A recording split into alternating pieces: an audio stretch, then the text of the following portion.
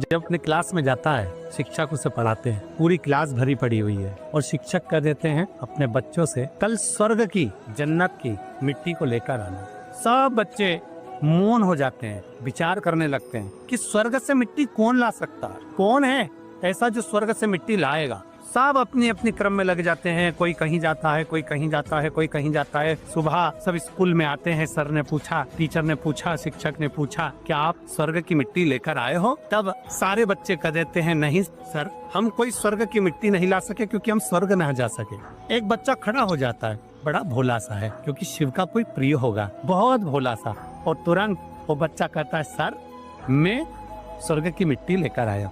Sir ने कहा कहाँ है? बच्चे ने तुरंत अपनी हाथ की मुट्ठी का खोली, मिट्टी दे दी। सर ने पूछा, तुम कब स्वर्ग चले गए? आपको मालूम है स्वर्ग कहाँ है? कैसे पहुंच गए स्वर्ग? आपको मालूम है स्वर्ग किधर है?